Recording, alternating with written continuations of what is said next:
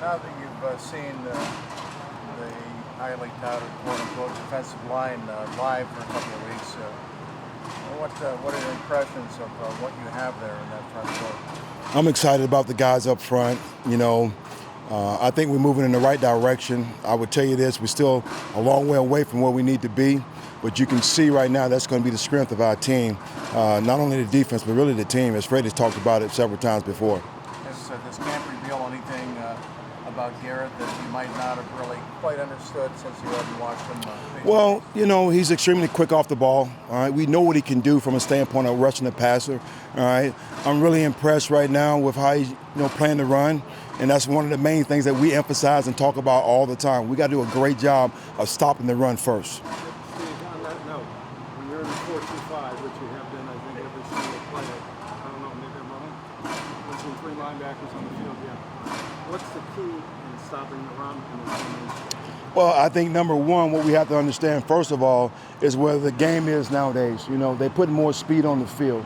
So you want to make sure that you're able to match that speed. So in looking at that, that's the reason why we go with that look. A safety, as we consider to be a slash linebacker that can play in the box and stop the run, but also athletic enough right there to be able to play in space. And that's how teams try to get you by trying to get a linebacker out in space. So in regards to that, I think we're fine, because I think when you look at Red Wine, you look at Justin Burris, you look at those big guys, I think they've shown that they can play in the core. They've had Shaq Thompson and Buda Baker in those roles. You feel like, I know you just mentioned a couple guys, was that something you feel really good about with this roster? That's exactly how we see it within this scheme. Those kind of guys fit that mold. Shaq as well as Buda, and then the same guys that we have here with Whitehead, and then again with Burris. So I want to make sure from a matchup standpoint, when they go two backs, it's totally different. Now you're talking about old school football, but when he's talking about 12 personnel where they can split David out, who's really like 11, those are the kind of things you've got to look at. So that's the matchup that we're trying to make sure that we can handle. So just to clarify, Whitehead is the guy right now. Everybody right now is fluent and from a standpoint of rotating, all right, but Whitehead's been out there with the ones, very impressed right now with where he is and what he's doing, but it's no true starters right now. What are your impressions of Talkie, that you've seen him for a week or two? He's physical. He's still a rookie. He's still making mistakes. Those are things you got to make sure that he corrects. All right, but I like his physicality. What is it, coverage, or what exactly are you looking? Look like he missed a couple tackles today. What are you trying to work with him on? Really out in space. Everybody needs to do a much better job of really taking the grass. I tell guys all the time, when you think in position to make a tackle, take one more step.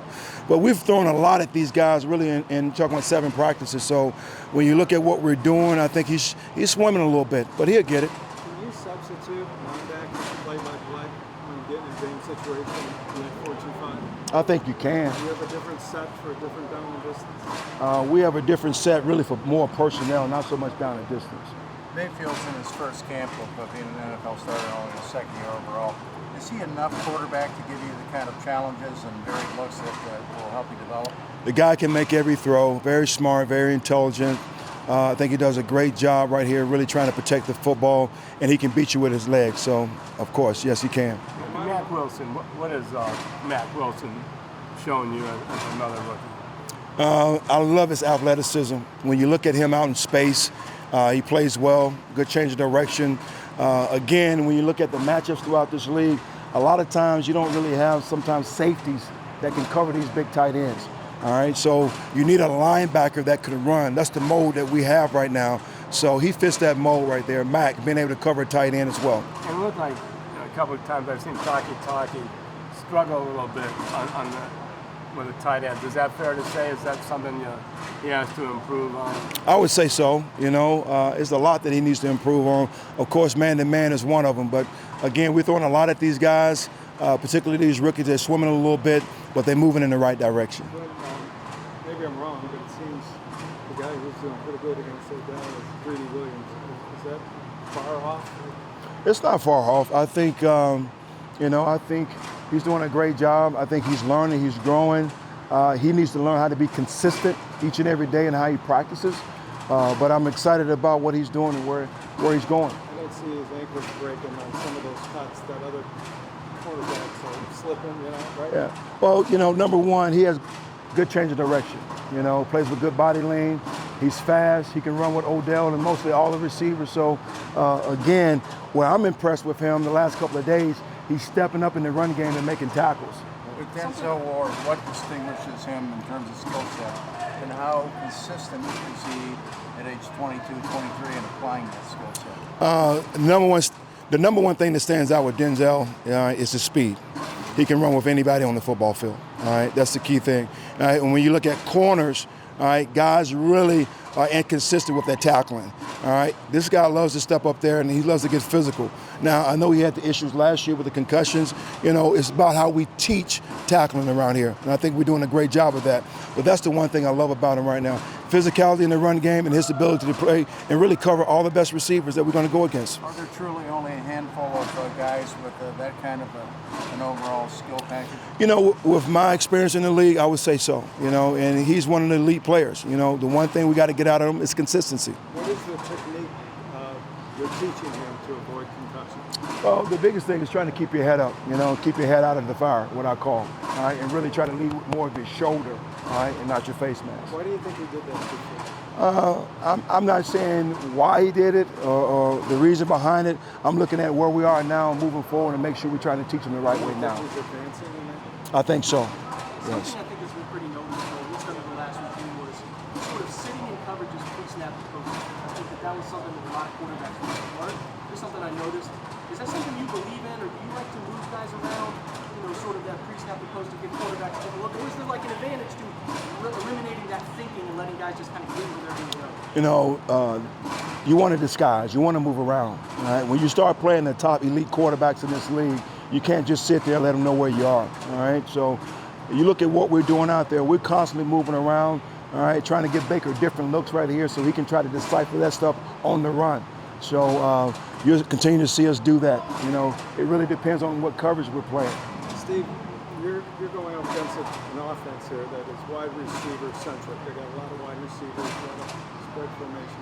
What happens when you face a team with two productive tight ends? Are you being prepared for that out here? We are. When you look at some of the things that we do, drill Pacifics, offense, defense, particularly sometimes you guys aren't here at night when we have our walkthrough, we try to emphasize a lot of that, you know, a lot of two-back runs, a lot of tight ends, RPOs. So Freddie does a great job in trying to create those situations. You said at the top that run defense is a top priority. From that standpoint, you face a big back who was hot at the end of last year, Derrick Henry, right off the bat. Are runners like that already in your mind, or is it more of a general approach right now? Or do you kind of practice with certain backs in mind that you're going to face? It's really more of a general approach, and I think right now all the emphasis is on us, you know, really trying to continue to teach the fundamentals and technique, you know, limit the lunging, all right, and really being in a position to take one more step, leveraging angles to the ball. All right, I think it's extremely important right here when you start talking about trying to limit the yardage after the catch. So right now it's just base fundamentals that we're teaching. If they take the coaching, is it almost simple? You will be able to play good run defense with this group of players if they take the coaching? It's coaching and execution, you know, always. So right now that's what we're trying to emphasize, and we just got to make sure that we go out and execute. You mentioned Mac Wilson in terms of his coverage that she shows at Alabama. Do you think you're particularly vulnerable right now to two tight ends? Or do you know you have options? I think we have options, really I do. When you look at the skill set that we have out there, I like Kersey, you know, you talked about Matt, all right, also Taki. So I'm not really concerned about a two-back set. You know, there's some other things that we can do, which I'm, you know, not looking to try to indulge right now. All right, but there's, you know, another guy that can really play that position as well. You know. On the run defense again, what's your impression of what Sheldon Richardson is probably going to bring as an interior run defender? Oh, excellent inside. You know, can really hold the point. All right, can split the double team. All right, can really give you something from a pass rush standpoint. So I'm excited about what he's doing. A couple veterans in that second end. You had TJ Carey here. What do they bring to your defense? Experience, just like you just mentioned. You know, those guys do a good job of really trying to work with the younger players, letting them understand about the preparation and getting ready for a long season. You know, so I think it's important that they lead by example and they're doing the right thing. Do you like having different body types at corner too? Because you got Denzel on the one side is a little smaller, Brady's a little bit longer. Do you like having that? You know, we talked about that as a staff. I think it's so important that, you know, you not always look okay, we're going to take away the best receiver. I think sometimes it's based off the size, you know, quickness, you know, and how you want to match guys up. So I like the matchup that we have right now with Greedy and Denzel. Dorsey showed interest in Coy, Mike Daniels. Is there concern about depth for tackle? It's not a concern at all. I think when you really look at the success of most teams in this league, particularly on the defensive side of the ball, it starts up front. And you can never have enough. When you go back and look at history, and I take you years back with the Giants, to me they had about 8 starters.